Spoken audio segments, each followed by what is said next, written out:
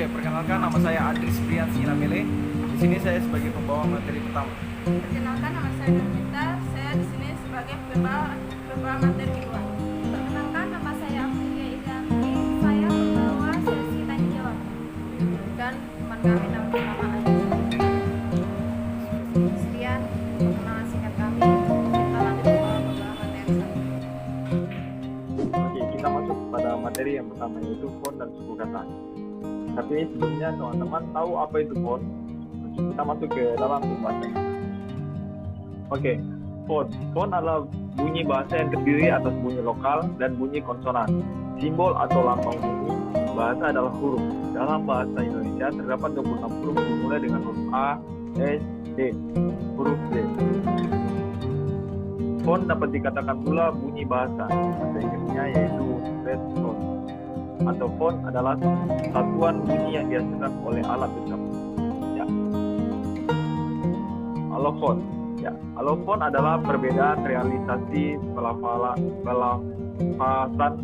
fenom karena posisi yang berbeda dalam kata. Oke, kita masuk ke ketiga, fenom. Fonem. Oke, fonem merupakan satuan bahasa terkecil yang bersifat abstrak dan mampu menunjukkan kontras makna atau abstraksi dari satu atau sejumlah font, entah vokal maupun konsonan. Intinya adalah satu kesatuan bunyi terkecil yang dapat membedakan makna kata. Kita lanjut. Bunyi. Bunyi mempunyai kajian-kajian. Kajian tersebut disebut fonetik, membahas mengenai pembentukan bunyi, frekuensi getar atau gelombangnya, cara bunyi sampai di telinga, dan lain-lain. Kajian bunyi. Berdasarkan proses terjadinya bunyi, fonetik dibagi tiga, yaitu fonetik artikulatoris, akustis, dan auditoris. Fonetik artikulatoris mempelajari pembentukan bunyi oleh alat ucap manusia. Fonetik akustis mempelajari tentang frekuensi getaran udara, dan fonetik auditoris mempelajari tentang proses bagaimana telinga menerima bunyi. Produksi bunyi. Bunyi bisa terbentuk karena tiga hal, yaitu sumber tenaga berupa udara yang keluar dari paru-paru, alat ucap yang menimbulkan getaran, dan rongga pengubah getaran. Awalnya udara dihisap oleh paru-paru, kemudian dihembuskan ketika bernapas. Udara yang dihembuskan itu mengalami perubahan pada pita suara yang terletak di pangkal tenggorokan. Bentuk dan klarifikasi bunyi bahasa. Ya. Contoh pembentukan dan klarifikasi ya. Bunyi agresif dan agresif, bunyi nyaring dan tak nyaring, bunyi panjang dan pendek, bunyi nasal dan oral, bunyi keras dan lunak, vokal, konsonan, dan semi vokal, bunyi tunggal dan rangkap. Kita next, suku kata. Saya akan berikan kesempatan buat teman kita, yaitu namanya Nurmita, untuk menjelaskan.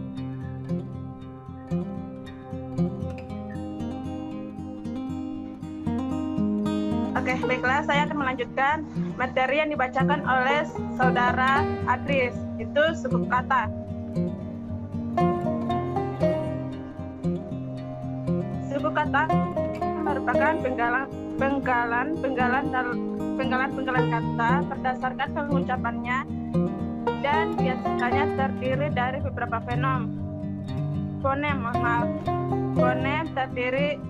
Fonem sendiri terbagi menjadi dua, yaitu vokal dan konsonan. Suku kata adalah bagian kata yang membentuk suatu kesatuan puncak penyaringan. Suku kata sama sekali tidak mengandung pengertian. Suku kata sangat penting untuk diketahui setiap orang, terutama dalam hubungan dengan pemisahan kata atas bagiannya. Dalam bahasa Inggris, sebuah kamus standar memisahkan suku kata dari setiap katanya, sehingga jika ada yang ragu-ragu bisa memperoleh informasi suku katanya. Jenis suku kata dan contohnya. Setiap kata dalam bahasa Indonesia terdiri dari satu atau beberapa suku kata. Suku kata merupakan penggalan-penggalan kata berdasarkan pengucapannya dan biasanya terdiri dari beberapa fonem. Fonem sendiri terbagi menjadi dua, yaitu vokal dan konsonan. Penggalan suku kata ini sering jelas terlihat dalam unsur puisi, karmina, dan pada perbedaan pantun dan syair. Selain itu, suku kata juga sering dikaitkan dengan rima dan jenis-jenis majas. Suku kata terdiri dari dua jenis, yaitu suku kata terbuka dan suku kata tertutup. Pengertian suku kata terbuka adalah suku kata yang diakhiri dengan huruf vokal. Contoh seperti ka, la, pe, do, mo, ni, dan lain-lainnya. Pengertian suku kata tertutup adalah suku kata yang diakhiri dengan huruf konsonan. Contohnya seperti pa, la, bang, kang, kan, dan sebagainya. Berdasarkan pola suku kata, ada beberapa suku kata atau pola suku kata dalam bahasa Indonesia, yaitu sebagai berikut. 1. Suku kata berpola vokal atau V, di mana suku kata ini dibentuk oleh satu bunyi vokal sebagai puncaknya. Contohnya anak, bahu, amal, dua, suatu, asap, akan. Suku kata berpola vokal dan konsonan atau V dan K, di mana dibentuk oleh suatu bunyi vokal sebagai puncak dan konsonan sebagai koda suku. Contohnya anjing untuk Anda, antar, ampak, aspal, artis. Suku kata berpola konsonan dan vokal atau KV, di mana dibentuk oleh suatu bunyi konsonan sebagai tumpuk suku dan sebuah bunyi vokal sebagai puncak. Contohnya punah, gajah, pusing, piring, mual, sapi, kopi. Suku kata berpola konsonan vokal konsonan KVK, di mana dibentuk oleh bunyi konsonan sebagai tumpuk suku, bunyi vokal sebagai puncak, dan bunyi konsonan sebagai koda suku. Contohnya sumbu, bantu, pantai, berlian, pasar.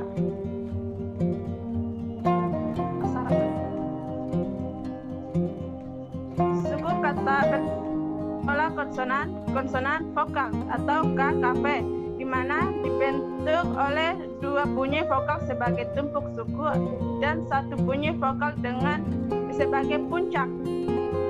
Contohnya ekstra, mantra, matre, drama, gratis, plastik, slogan. Suku kata berpola konsonan vokal konsonan KKVK, di mana dibentuk oleh dua konsonan sebagai tumpuk suku, satu vokal sebagai puncak, dan satu konsonan sebagai koda suku. Contohnya praktik, praktis, traktor, antraksi, kontraksi, kontrak. Suku kata berpola konsonan vokal konsonan KK, PKK, di mana dibentuk oleh dua konsonan sebagai tumpuk suku, satu vokal sebagai puncak, dan dua konsonan sebagai koda suku. Contohnya kompleks. Suku kata berpola vokal konsonan atau KVKK, di mana dibentuk oleh satu konsonan sebagai tumpuk suku, satu vokal sebagai puncak, dan dua konsonan sebagai koda suku. Contohnya press, konteks, dual, tekstil.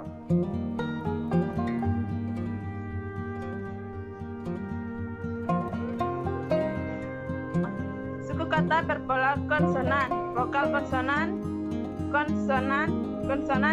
atau KVKKK, di mana dibentuk dari satu konsonan sebagai tumpuk suku, satu vokal sebagai puncak, dan tiga konsonan sebagai koda suku.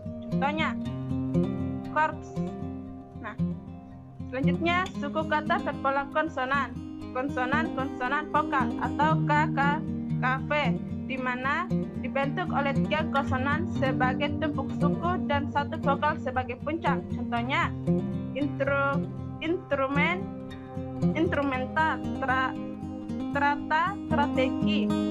Suku kata berpola konsonan vokal, konsonan atau KKKVK, di mana dibentuk oleh 3 konsonan sebagai tumpuk suku, 1 vokal sebagai puncak, dan 1 konsonan sebagai koda suku. Contohnya struktural, instruksi, dan stres. Berdasarkan jumlah suku kata, jumlah suku kata dalam setiap kata dalam bahasa Indonesia juga berbeda-beda. Berikut ini pembagian bentuk kata dari pembentukan jumlah suku kata, yaitu 1. Terdiri dari 1 suku kata. Contohnya ban, cek, bak, bus, rak, bor, bom, dan lain sebagainya.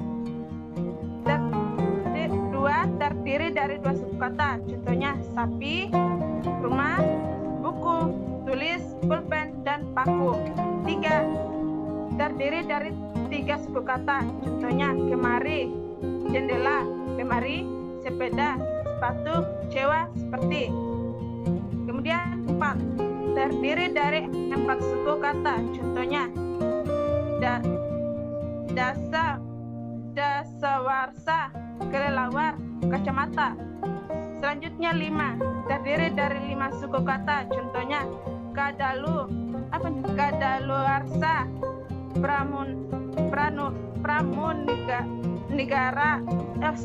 pramuniaga, maaf, dan lain sebagainya.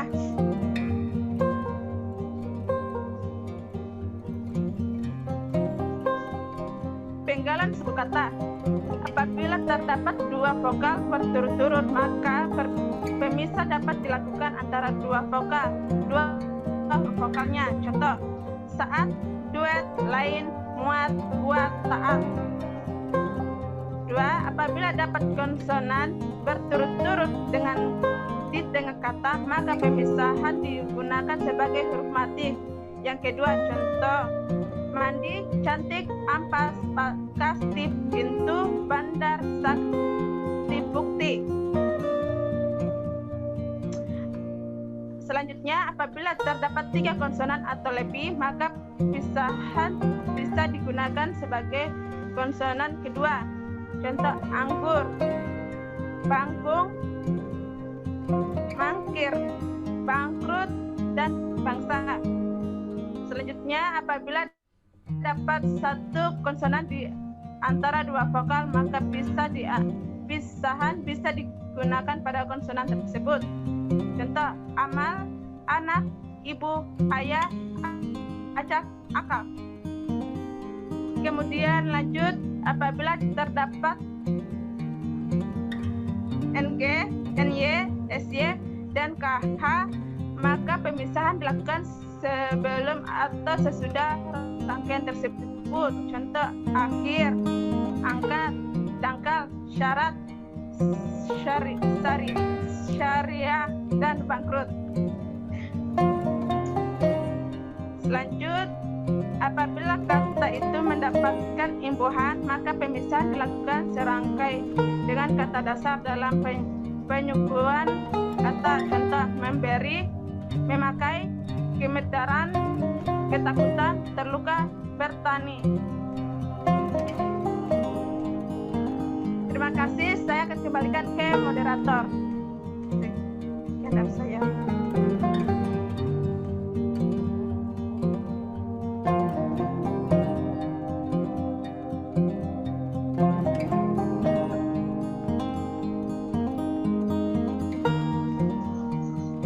Oke, dari materi yang tadi disampaikan, apakah ada yang ingin bertanya? Saya Ya, silahkan. ingin bertanya. Jelaskan pengertian dari yang pertama bunyi tunggal dan rangkap, yang kedua bunyi keras dan lunak. Sekian dari pertanyaan saya. Oke, terima kasih buat yang sudah. Saya akan menjawab pertanyaan yang ditanyakan bunyi tunggal dan rangkap serta bunyi keras dan lunak. Oke, di sini jawabannya adalah kalau bunyi tunggal dan rangkap, bunyi tunggal itu bunyi rangkap berdasarkan perwujudannya dalam suku kata. Bunyi tunggal sendiri adalah sebuah bunyi yang berdiri sendiri dalam suku kata, sedangkan bunyi rangkap adalah dua bunyi atau lebih yang berdiri dalam satu suku kata. Semua bunyi vokal dan konsonan adalah bunyi tunggal. Bunyi tunggal vokal disebut juga monologon. Ya. Bunyi keras dibedakan dari bunyi lunak berdasarkan ada tidaknya ketegangan arus udara pada waktu bunyi itu artikulasikan. Bunyi bahasa disebut keras apabila pada waktu diartikulasikan serta ketegangan kekuatan arus udara. Sebaliknya, apabila pada waktu diartikulasikan disertai ketegangan kekuatan arus udara itu disebut lunak.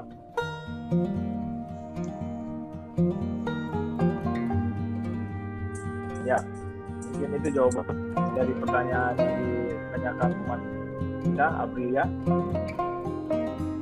Ada lagi yang mau ditanyakan? Ada satu lagi, yang terakhir, pertanyaan terakhir. Jelaskan perbedaan fun dan suku kata. Baik, saya akan menjawab pertanyaan dari saudari Aprilia. Itu jelaskan perbedaan fon dan suku kata. Nah, bunyi fon atau bunyi bahasa adalah satuan bunyi yang dihasilkan oleh alat ucap. Sedangkan suku kata adalah bagian kata yang membentuk suatu kesatuan puncak penyaringan. Suku kata sama seperti tidak mengandung pengertian. Oke, sekian dari saya. Itulah jawaban dari pertanyaan saudari Aprilia. Terima kasih. Oke, mungkin presentasi dari kami mungkin begitu saja. Apabila ada perkataan yang salah, mohon dimaafkan. Wassalamualaikum warahmatullahi wabarakatuh dan selamat pagi.